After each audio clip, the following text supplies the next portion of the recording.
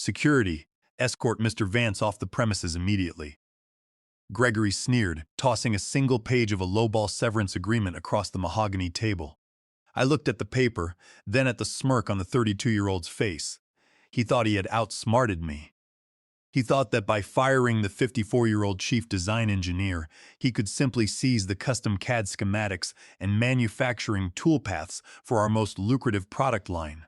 He didn't know that my personal LLC held the exclusive patent on the cryogenic valve seal, or that my security token was the only key to the plant's production database.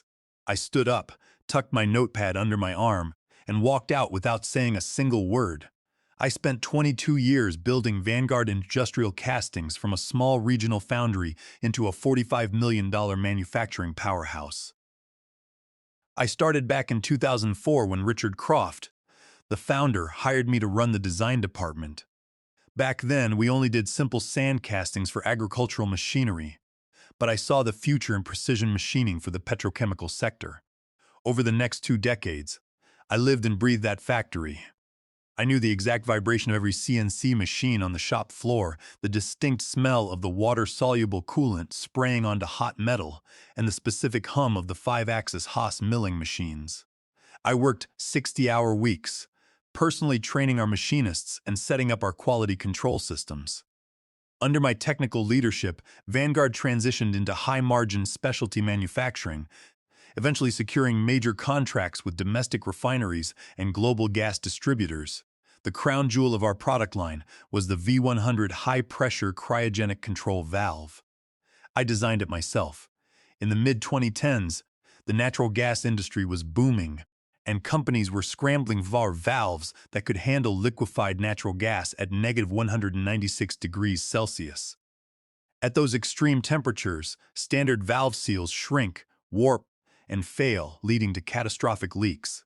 I spent 3 years of my life in the R&D lab, developing a proprietary triple offset seal geometry and a unique metal-to-metal seating angle that utilized the system pressure to tighten the seal. It was a mechanical masterpiece. The valve could handle pressures up to 15,000 psi while maintaining a bubble-tight shutoff. When I finalized the design in 2018, Richard Croft was thrilled, but Vanguard did not have the capital to buy the intellectual property outright. We sat down in his office, drank cheap whiskey, and hammered out a licensing agreement that suited both of us. I registered U.S. patent number 10,845, 231 under my private entity, Vance Engineering LLC. I then granted Vanguard an exclusive non-transferable license to manufacture the V100 valves. In exchange, Vanguard paid my LLC a base annual royalty of $120,000 plus a 2% royalty on all gross sales of the V100 line.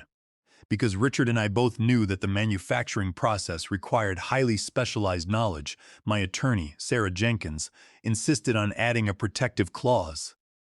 Section 9.4 of the license agreement, commonly referred to as the Keyman Clause, was very clear. It stated that if my employment with Vanguard was terminated without cause, or if I ceased to hold the title of Chief Design Engineer, the manufacturing license for U.S. patent number 10,845,231 would automatically terminate upon 48 hours written notice. Once terminated, Vanguard would lose all legal rights to manufacture, market, or sell the V100 valves. Richard signed it without hesitation. He knew that without me, they couldn't build the valves anyway. For years, the arrangement worked perfectly. The V100 became our top-selling product, accounting for $18 million of our annual revenue. But as the company grew, Richard began stepping back from day-to-day operations. His health was failing, and he wanted to enjoy his retirement. He remained the majority shareholder, but in early 2026, he officially handed the reins of the company over to his son, Gregory Croft. Gregory was 32 years old, possessed a fresh MBA from an expensive business school, and had never spent a single hour running a manual lathe or programming a CNC machine. He viewed the factory not as a hub of engineering excellence, but as a spreadsheet of expenses that needed to be aggressively trimmed. To Gregory, my salary, my royalty payments, and my emphasis on strict quality control were obstacles to his goal of showing immediate, short-term profit growth.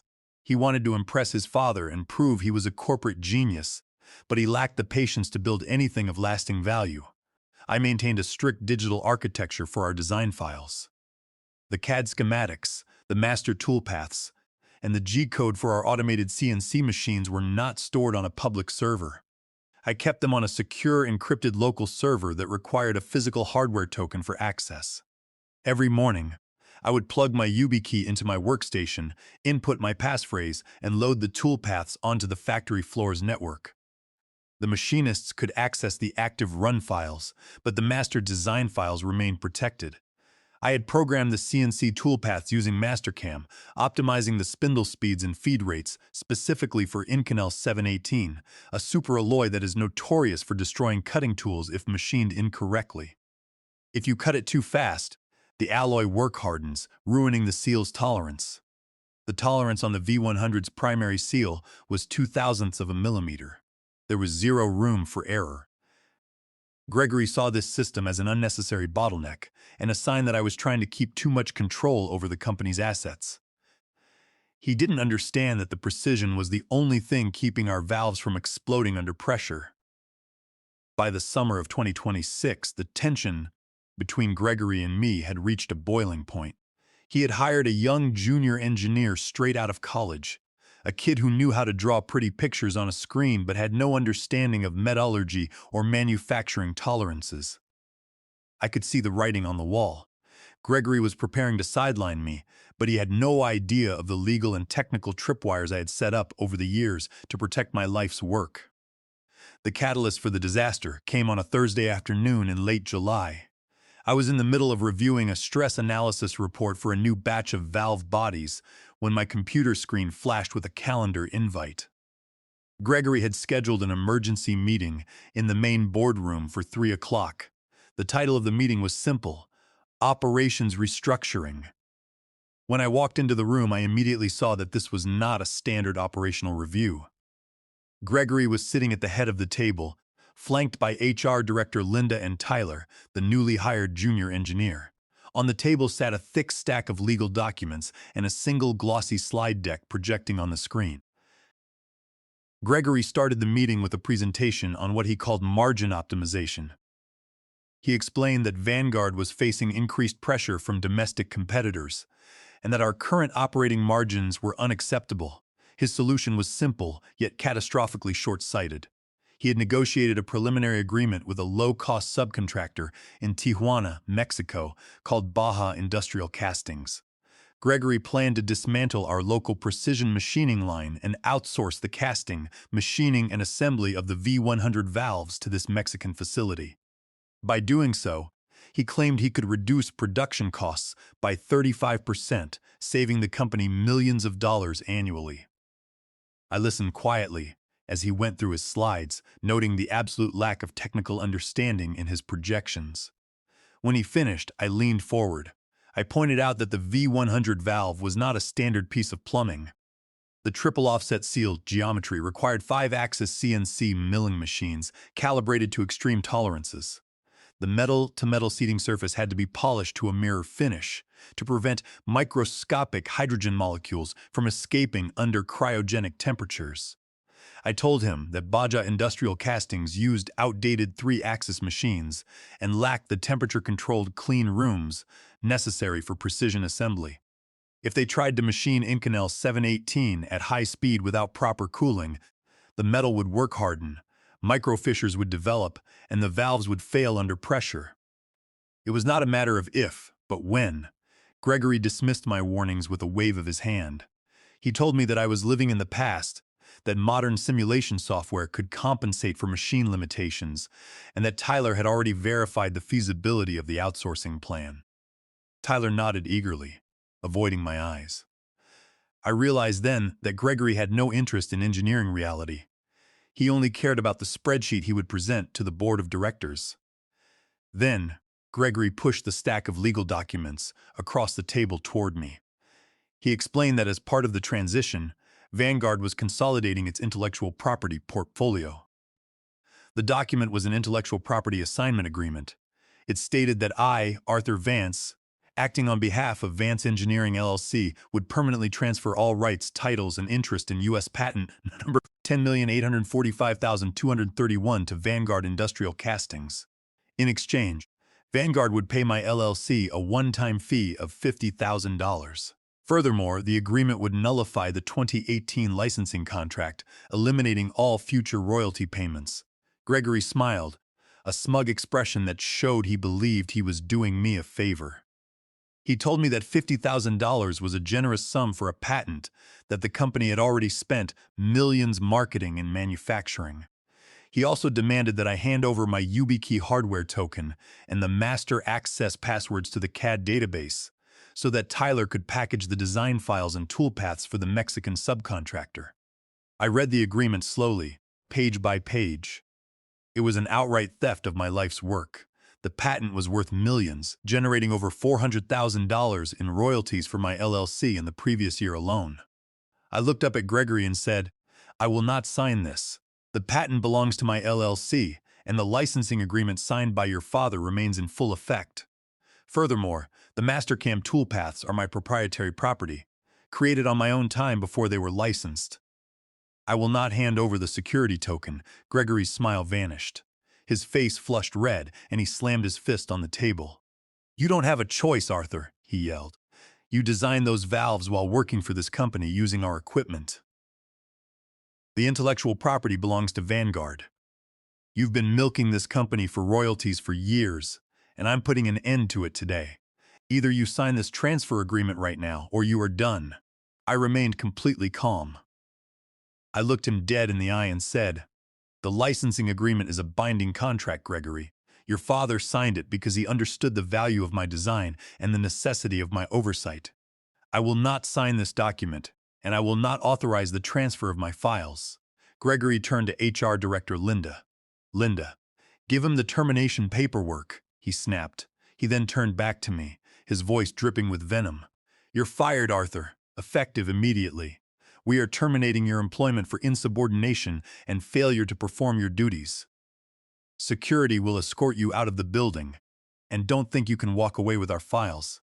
We have backups, and we will have our IT department access the server."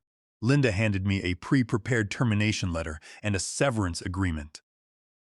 The severance agreement offered me $25,000, equivalent to 2 weeks of pay, in exchange for waiving my rights to sue the company and agreeing to sign over all intellectual property claims. I signed the basic termination receipt to acknowledge that I had been notified of my firing, but I pushed the severance agreement back across the table. "I will not be signing this," I said quietly. I stood up, took my notepad, and pulled my YubiKey token out of the workstation on my way out of the office. I packed my personal notebook, my coffee mug, and my framed engineering license into my cardboard box. Gregory stood in the doorway of the design office, watching me with a smug look of triumph. He believed he had won, that he had cut the dead weight and freed up millions in company capital. He had no idea that by firing me, he had just activated a legal and technical countdown that would bring his father's company to its knees. I walked out of the building, feeling the hot summer air hit my face, and drove straight to my attorney's office. My attorney, Sarah Jenkins, was a sharp, 58-year-old contract specialist who had spent 3 decades dismantling poorly drafted corporate agreements. When I walked into her office and laid the termination paperwork alongside the 2018 licensing agreement on her desk, a slow, calculated smile spread across her face. She adjusted her glasses, read through the termination letter, and chuckled. "Gregory really did not consult their corporate counsel before doing this," she said, shaking her head. "He fired you for insubordination because you refused to sign a separate voluntary contract that would have stripped you of your patent rights. In the eyes of the law, this is a textbook termination without cause." Sarah pulled up the 2018 contract on her screen and highlighted Section 9.4. Under the Keyman Clause, the moment Vanguard terminated my employment without cause, the manufacturing license for U.S. Patent Number 10,845, 231 was subject to immediate revocation. We had to provide exactly 48 hours written notice. Once that window closed, any continued production of the V100 valves would constitute willful patent infringement under Title 35 of the United States Code, specifically Section 284, which carries penalties of triple damages and mandatory attorney fees. By late Friday afternoon, Sarah had drafted the formal notice of patent license, revocation, and cease and desist order. We did not want to give Gregory any room to claim he hadn't received it. Sarah hired a professional process server to deliver the document directly to Vanguard's corporate headquarters on Saturday morning, and a second copy was served directly to Gregory's personal residence in the wealthy suburbs of the city. By 10 a.m. on Saturday, the process server confirmed that Gregory had personally signed for the envelope. The clock was officially ticking. The license would expire on Monday morning at 9 a.m. While Sarah handled the legal paperwork, I executed the technical lockdown from my home office. The junior engineer, Tyler, had assumed that the CAD files and CNC toolpaths on the factory's local network were complete. What he did not understand was that the actual toolpaths for the 5-axis Haas milling machines were not stored locally. The factory's CNC machines pulled the G-code files from a private, secure Amazon Web Services S3 bucket that I had set up and paid for under my LLC's name. Vanguard's local servers only had read-only access tokens that were updated dynamically through an API key. Furthermore, the raw CAD schematics on the design server were encrypted using an AES-256 protocol. The decryption key was tied to my physical YubiKey hardware token.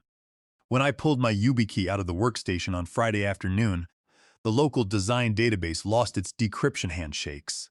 If Tyler tried to open the master files on Monday, he would find nothing but corrupted, unreadable metadata. He had flat PDF drawings of the valve's external dimensions, but those were useless for manufacturing. To cut the triple offset seal profile into Inconel 718, the CNC machine required the precise toolpath configurations, including the specific lead-in angles and speed transitions that I had spent years optimizing.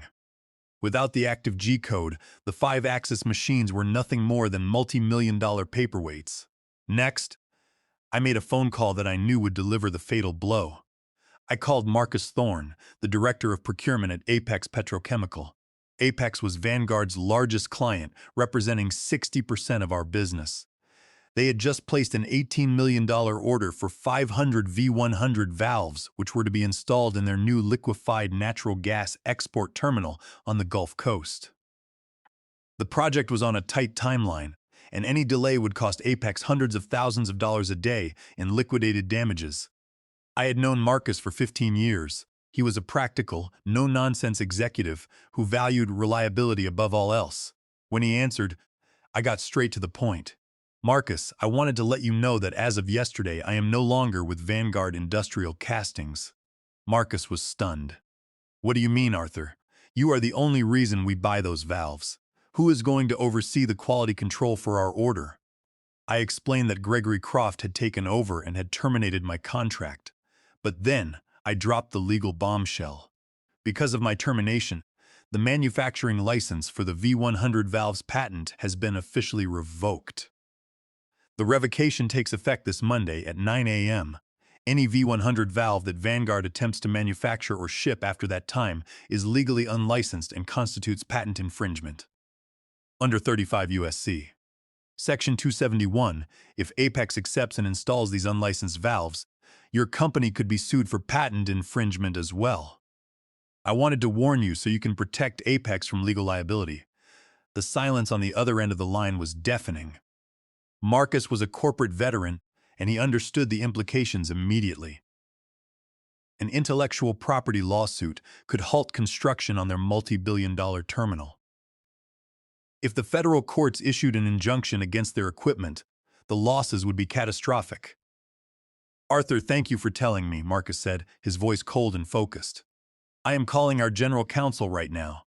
We will not accept a single component from Vanguard until this IP dispute is fully resolved. I will keep you updated. I hung up the phone and leaned back in my chair. The trap was set. Gregory had believed that by firing me, he was saving a few $100,000 in salaries and royalties. He had no idea that he had just cut off the lifeblood of his father's company. The weekend went by slowly, but I slept better than I had in months. On Monday morning, I sat down at my kitchen table with a cup of black coffee, waiting for the inevitable fireworks to begin. On Monday morning at 7 o'clock, the day shift at Vanguard began as it always did, with the loud clatter of safety boots and the sound of heavy metal doors opening. But by 7:30, the usual roar of the machinery was replaced by an eerie, stagnant silence. In the machining department, the lead machinist, Frank, a veteran who had worked with me for 15 years, was staring at the control panel of our primary 5-axis Haas milling machine. The screen was flashing a bright red error message: connection to repository, host failed. Decryption handshake timed out. Frank called over Tyler, the junior engineer Gregory had hired to replace me. Tyler, dressed in a pristine polo shirt and holding a tablet, confidently tapped on the screen, trying to reload the toolpaths from the local server. The system refused to connect. He tried to log into the main CAD database from his office workstation, but he was greeted with a stark, black screen and a prompt asking for a physical authentication token. He plugged in his own corporate security card, but the database rejected it, indicating that the encryption keys could only be decrypted by the master token. Tyler began to panic. He tried to copy the static PDF blueprints of the V100 valve onto a USB drive and manually write a new G-code program for the Haas machine. But writing 5-axis toolpaths for a complex triple offset seal geometry by hand was impossible. The mathematical curves of the seating angles required precise algorithmic calculations that took me months to program. When Frank saw what Tyler was trying to do, he shook his head. "Kid, you run that program without the master toolpaths, and the cutting head will crash straight into the Inconel casing," he warned. "That's a $40,000 spindle. I'm not touching that start button." By 8:30, Gregory walked onto the factory floor. He had expected to see a bustling production line producing the first batch of the V100 valves for the Apex Petrochemical order. Instead, he found 30 machinists sitting on workbenches, drinking coffee and chatting in the quiet shop. Gregory's face turned purple. "What is going on here? Why aren't the machines running?" he screamed, his voice echoing off the corrugated metal walls. Tyler ran up to him, sweating profusely. "Gregory, we have a technical issue," he stammered. "The local CAD server is encrypted, and we can't pull the CNC toolpath files from the cloud. The machines can't run. Just bypass the encryption," Gregory ordered. "Call the IT department and have them force the server open." "We tried," Tyler admitted, his voice trembling. "The IT department says the server is encrypted using AES 256 protocol, and the master decryption handshakes were hosted on Arthur's private AWS account. When Arthur's user profile was deleted on Friday, the local server lost its authentication certificates. The files are locked, and without Arthur's YubiKey, it would take years to decrypt them." Before Gregory could process this, his assistant ran out onto the shop floor, waving a white envelope. "Gregory, you need to see this immediately." "It's a courier letter from Apex Petrochemical." Gregory snatched the envelope, tore it open, and read the letter. It was signed by Marcus Thorne. The letter was formal and devastating. It stated that Apex Petrochemical had received credible information that Vanguard no longer held the intellectual property rights to manufacture the V100 cryogenic control valves, due to Vanguard's failure to warrant clean, unencumbered title to the products. Apex was exercising its rights under Section 14. 2 of the supply agreement to immediately suspend all payments and halt the $18 million purchase order. Furthermore, Apex demanded that Vanguard provide legal proof of patent licensing compliance within 48 hours, or the contract would be terminated for default and Apex would sue for damages. Gregory gasped, his hand shaking. The Apex contract was the only thing keeping the company afloat. Vanguard had recently taken out a $10 million loan to finance the plant expansion, and the bank's debt covenants required the company to maintain a minimum debt service coverage ratio that depended entirely on the Apex cash flow. If Apex canceled the order, the bank would declare a default, call in the loan, and Vanguard would be forced into bankruptcy within 90 days. Gregory ran back to his office and grabbed his phone. He dialed my number, but I let it go straight to voicemail. 5 minutes later, my phone buzzed with a text message from him. "Arthur, this is Gregory. What did you do to the servers? This is company property. If you don't restore access and send the toolpaths immediately, we will sue you for sabotage and theft of intellectual property. You will spend the rest of your life in court." I read the message, took a sip of my coffee, and forwarded it to Sarah Jenkins. 10 minutes later, Gregory tried a different tactic. He sent an email, his tone shifting from aggressive threats to desperate pleading. Arthur, let's not act in anger. We've had a misunderstanding. I respect your contribution to this company and we want to work this out. Please call me back. We can discuss a transition package and adjust your royalties. The factory is shut down and we need your help. Sarah Jenkins responded on my behalf, keeping her email cold and professional. Mr. Croft, your termination of Mr. Vance was a clear breach of the employment contract and resulted in the automatic revocation of the patent license for U.S. patent number 10,845,231 under Section 9.4 of the licensing agreement. Mr. Vance will not engage in any direct communication with you. If Vanguard wishes to negotiate a resolution, you must attend a formal meeting at my office. Furthermore, due to the gravity of the situation, Mr. Richard Croft, as the majority shareholder and chairman of the board, must be present. We will expect you at 10 o'clock tomorrow morning. If you fail to attend, we will file for a federal injunction to permanently shut down your production of any infringing products. Gregory did not reply to the email, but within an hour, my phone rang. The caller ID showed Richard Croft's name. I answered it. Arthur, my old friend. Richard's voice sounded tired and weak. What the hell has Gregory done? Richard, I said softly. I suggest you read the cease and desist letter on Gregory's desk, and I suggest you show up at Sarah's office tomorrow morning. I will be there, Arthur. Richard sighed. I'll see you tomorrow, on Tuesday morning at 10 o'clock. The atmosphere in Sarah Jenkins' conference room was thick with tension. I sat next to Sarah, who had a neat stack of legal documents and a pen laid out before her. On the other side of the table sat Richard Croft, looking weary but focused, and Gregory, whose face was pale, his eyes bloodshot, and his posture defeated. Next to them sat Thomas Miller, Vanguard's longtime corporate counsel. Thomas Miller opened the meeting. Arthur, Richard, we all know why we are here, he said, keeping his tone professional. Vanguard is facing an operational shutdown, and Apex Petrochemical is threatening to cancel their $18 million contract. We want to find an amicable resolution that protects the company and respects Arthur's contributions.